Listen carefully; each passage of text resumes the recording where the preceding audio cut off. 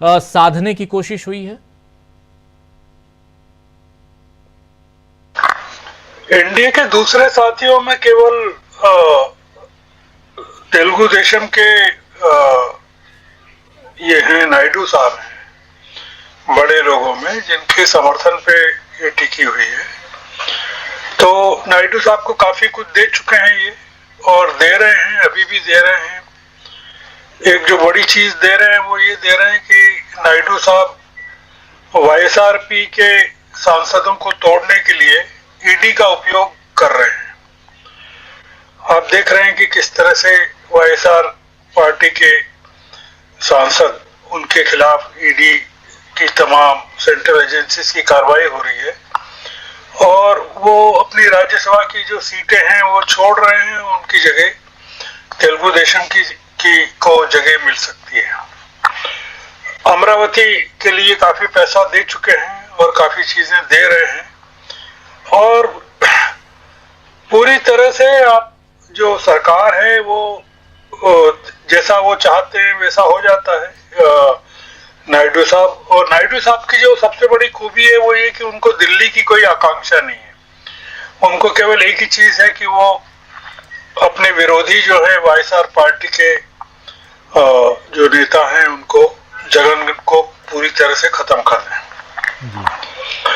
देखिए, मैं एक थोड़ा सा एक अलग मुद्दे पर आपके दर्शकों का ध्यान आकर्षित करना चाहता हूं।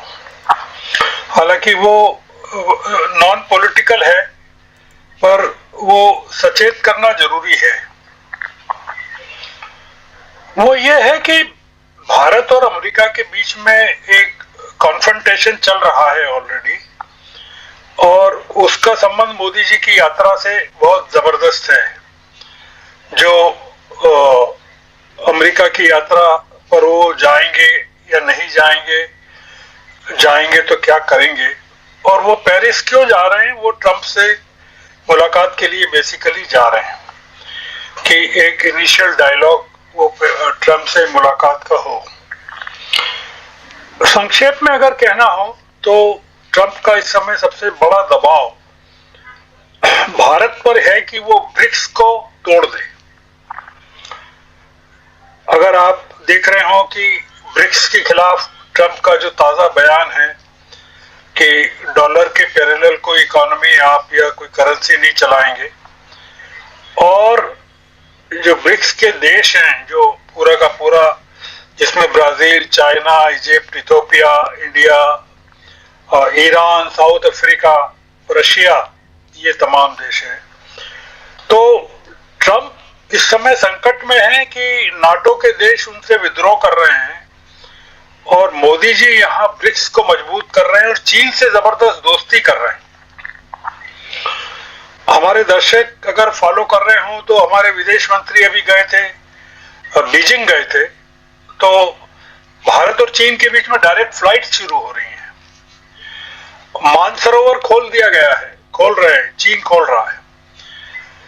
अमेरिका ये पसंद नहीं कर रहा है कि भारत एक नई विदेश नीति अपना रहा है, और वो अमेरिका को चुनौती दे रहा है या डॉलर को चुनौती दे रहा है। हमको आने वाले दिनों में अमेरिका के साथ एक बड़ा कॉन्फ्रंटेशन हम देख सकते हैं। उसमें दो चीजें होंगी, या तो हम अमेरिका के सामने झुक जाएंगे, और या हम कॉन्फ्रंटेशन करना पड़ेगा। और ये जो वहां से इमिग्रेंट्स हैं भारत के, उसका बड़ा प्रेशर होने वाला है हमारी इकोनॉमी पर। 7 लाख के करीब हैं इलीगल इमिग्रेंट्स भारत के वहां पर, 7 lakhs, मोर देन 7 lakhs। हमने केवल 18,000 को कमिट किया वापस लाने के लिए। ये एक जो राहुल गांधी का जो ट्वीट है उसको बारीकी से पढ़ने की जरूरत है, उसको समझाने की जरूरत है दर्शकों को। जो मैंने बात कही उसके संदर्भ में मैं उस चीज को लाया। आपने राहुल गांधी के ट्वीट का जिक्र किया। उन्होंने कहा ए बैंडेड फॉर बुलेट वुंड, मतलब बुलेट के घाव पर एक बैंडेड लगा के खून को रोकने की कोशिश। amid ग्लोबल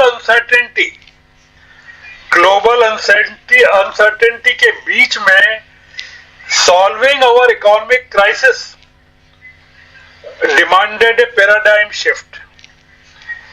तो वो ये कह रहे हैं कि जो ग्लोबल अनसर्टेनिटी है इकोनॉमिक क्राइसिस को लेकर, उसके बीच में जरूरत यह है कि एक जबरदस्त नीतियों में पैराडाइम शिफ्ट हो। बहुत ही गहरा ट्वीट है राहुल गांधी का, जो आम सांसदों के समझ से या गोदी मीडिया के पत्रकारों की समझ से बाहर है। राहुल गांधी ने जड़ पर प्रहार किया है और प्रियंका ने जड़ पर प्रहार किया है। तो ये जो बजट को पूरी तरह राहुल गांधी ने एक्सपोज कर दिया है कि जरूरत इस समय ग्लोबल लेवल पर जो क्राइसिस आपके सामने आ रही है, इकोनॉमिक क्राइसिस, और आप निपट नहीं पा रहे हैं, ये आप टाल रहे हैं उसको। इस बजट में आपने देखा कि ग्लोबल अनसर्टेनिटी के को लेकर कहीं एड्रेस ही नहीं है, पूरी तरह से खा गए हैं आप उसको।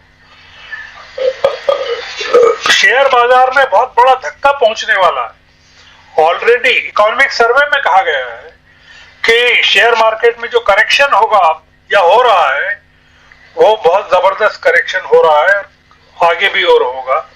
लोगों के 10 करोड़ इन्वेस्टर्स हैं आपके यहाँ, और वही टैक्स पेयर्स भी हैं, उनकी पूरी की पूरी पूंजी जो है डूबने वाली है।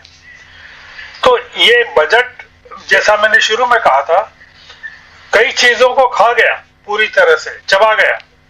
और जो मैंने एक उदाहरण दिया कि मुशायरे के में सबसे आखिर में प्रसिद्ध शायर को बुलाते हैं और उसका जो प्रसिद्ध शेर है उससे कहलवाते हैं जी।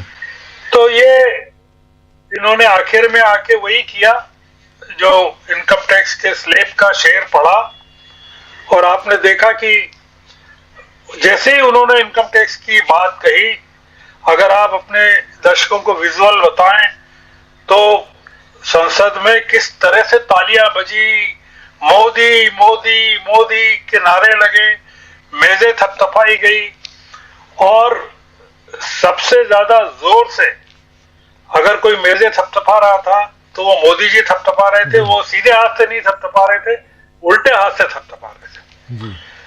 तो इसलिए ये जो बजट है, ये मैं कहूंगा कि ये अब क्या कहना चाहिए, आप ये बताइए। ये बजट जी इसमें न किसानों के लिए है, न किसानों के लिए है, न गरीबों के लिए है, न किसान जो आत्महत्या कर रहे हैं उनके लिए है, न आम आदमी के लिए है। ये वो कुछ नौकरी पेशा लोगों को और ये गोदी मीडिया के जो दलाल पत्रकार हैं, ये उनके लिए है। तो जो मोदी जिंदाबाद करते रहेंगे। अभी दिल्ली में के चुनाव में कर रहे हैं, फिर अब आप बिहार में करेंगे वो, क्योंकि चुनौतियां केवल दिल्ली को जीतने की है और बिहार को जीतने की है। देश के 140 करोड़ लोगों का दिल जीतने की या उनकी तकलीफों को जीतने की, उनकी गरीबी को जीतने की नहीं है। सही कह रहे हैं गर्ग साहब, सही। शकील जी कुछ जोड़ना चाह रहे हैं? जी शकील जी। हाँ, हम खाली इतना बताना चाह रहे हैं, गर्ग साहब ने कहा कि लेफ्ट हैंड से वो मेज थपथपा रहे थे।